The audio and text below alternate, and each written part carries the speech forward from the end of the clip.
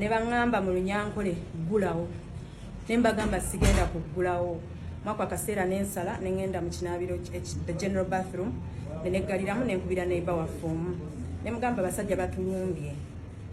mukuumire amatu ebweru kati nenvaayo mu kisenge mu kinaabiro nagenza okutuuka era mu ddiiro nga bamaze okukutula enzigi bamaze okumenya amadinisa nga bangi bayingidde abamu bayise eno mu korido ne bagenda mu bisenge by'abaana abalala bagenze mu lounge abalala ne bagenda mu ffumbiro abalala ne bampitako ne bampuka amadaala nabadde ntudde ku madaala omusajja omu nantuukirira naŋŋamba tuula wano naye mu ntebe ne mugamba nedda kantuule wansi kuba nadde mpulira nga sisobola kutuula mu ntebe amaviivi ne gasigala ne ntuula wansi nanyimirira wano emabega naŋŋamba mpe essimu yo nenjimuwa bwenti namala naginteeka mu maaso ndooza yalowoozezza erimu facial recognition oba thumb gundi naye yabadde local password naŋŋamba jjamu password mu Lunyankole ne mugamba sijja gijjamu nagamba jjamu password ne mugamba sijja gijjamu nasituka nagenda nafuluma nayita banne abalala bana ne bajja naddamu nanyimirira wano emabega nankwata empale nadde nyambadde nayiti ya tata Solomon ne bayika kubanga ennaku zino mbadde nina ekyebikiro nga nina feeling kijja kubaawo kuba batwegezezaamu emirundi ebiri nansitula babadde basajja bakanyama basajja bafaanagana balina obuwanvu bwe bumu nawe nabadde ntunula wansi nga bayitawo ng'olaba balina ne size y'engatto y'emu wadde engatto zadde tezifaanagana but you can tell nti abantu bano they certain size they are certain shape kati nankwata nansitula bwe yansitudde mu bbanga bwati eyabadde mu maaso gange nantuga wano bwati naye nansitula mu bbanga kati ono eyambadde emabega nasika essaati ya night nagisika bwati kati nagenza okulanga saa kwetawuluza ku basajja babiri kyenakoze n'ensamba ono eyambadde mu maaso bwe namusambye n'atambula kuba namusambye wano ndowooza n'atambula kati olwatambudde ono munne nansika amapeesa gona negayulika aga night esaati nagisigaza mu ngalo badde balina obukookolo ku feesi badde balina emundu buuli omu ku bo yadde alina emundu ng'eriko zimagazi n'amasasi mangi amu babadde bakutte ennyondo alala nga balina zimagalo alala badde balina emisumeeno byebyo byenasobodde okulabako amushuwa byabadde bingi asikari yabadde alina waali kifo kyaffe waliwo woobeera oluusi abantu ne batamanya nti wooli nankubira essimu nga ndi mu nju naŋŋamba abasajja bangi bendaba wano bali mu kuyingira ku luno bagenda kumenya nnyumba nabadde maze okulya ekyeggulo nga ntaddewo akataala akatono akababbali w'obuliri nga nina akatabo kensoma bwe yakiŋŋambye ettala nenjijjako akatabo nenkazingako nenva mu buliri kati bwe navudde mu buliri nenjagala nzigalewo oluggi olw'ekisenge enfulume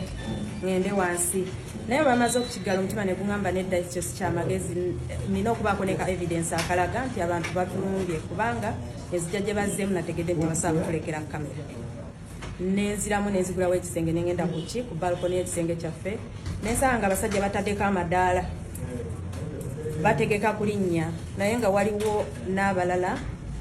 abali mu kutambula kati abo benasobodde okukwatako akatono ako nenyingira nenzigalawo oluggi lwa balkoni vidiyo nengisindikira mutabani waffe Solomon nemukubira n'omukubira nemugamba abasajja batulumbye kati nenkubira ne mutabani waffe omulala Dax lwakuba tumuyita mutabani waffe naye muganda w'omwami wange nemugamba Dax kiwedde abasajja bayingidde nagamba okay then nenziruka nenzigulawo oluggi nenzigalawo oluggi lw'ekisenge kyaffe basobole okusigala mu kisenge buying time bali abakola ki abayambuse naye we nakkiridde amadaala natuukidde mu maaso g'abasirikale bangi nga buli ddinisa limu abasirikale nga 10 abasajja abo bazze omu yabadde alina essimu ya Samsung ng'eri ku tripod nga recordinga buli kimu ne bwe banyambulidde engoye yangobereza kamera babadde bamenyamenya ebintu yabigobereza kamera buli kye bafulumiza yakigobereza kamera babadde balina owa kamera nga filminga evidence of what they were doing Question watugambye what describing the emmundu zebabadde nazo nti sizaabulijjo sinazirabako kale ndowooza abalala bazirabyeko emmundu zabadde bakute zabadde mpya emmundu ezo zabadde ziriko zimagazini mpanvu buli omu ku bo yabadde akutte emmundu ezimu sizirabangako ekyo kyekyadde kiraga nti gye babadde bava it was a different section of security. olowooza nti bano abasajja bavudde oba eyabasindise ye mutabani wa president John Muhoozi anoonya Kyagulanyi yamuwa ultimatum ya 48 hours n'amugamba bw'aba yeekukumye mu toilet mu latrine aveeyo n'agamba amunoonya. It is no surprise nti abantu abo bazze ne bayita ne ku security eyabo ababadde batusibidde awaka ennaku zino zonna ne bayingira ne bakola bye baakoze ne bagenda. I cannot doubt nti basindikiddwa muntu alina interest mu kutwala Kyagulanyi. Omusajja najja n'ambuuza mu Lunyankole nti muganda we bwe waleeta okwesimba Kampala Central wali olowooza ajja kuwangula munajjanga abantu eyo mulowooza banaawamba eggwanga bwe bati n'ensirika. Omulala najja n'aŋŋamba wagenda okufumbirwa omusajja omutujju omuganda ng'Abanyankole tubalaba era n'ensirika. Ebyo byonna byabaddewo of course nga sinazirika naye ndowooza y'ensonga lwaki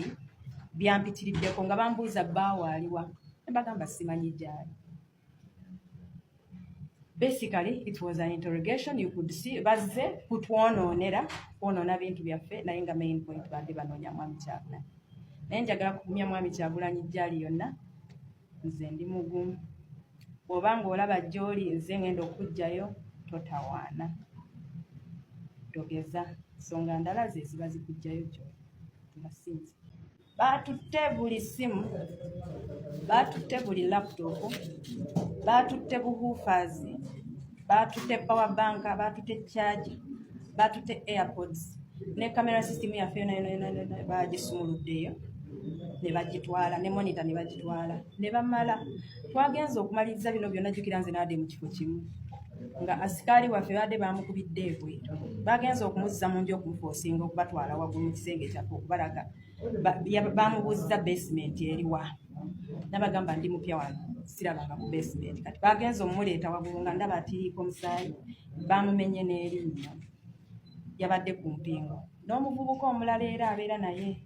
kati omuwala era bamugye mu nnyumba ye ne bamuleeta mukazi wa teyadde akutte bayibuli ne bamubuuza abaana baalagawa n'agamba abaana bagenda naye simanyi gye bali.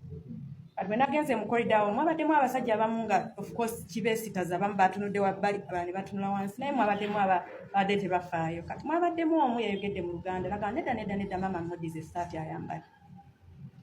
Kati omu omwami n'anona essaati oli yabadde agisudde wansi omu n'aginona essaati n'agamba wanika emikono oyambale essaati. Yamugamba nedda mpa essaati yange nja kweyambaza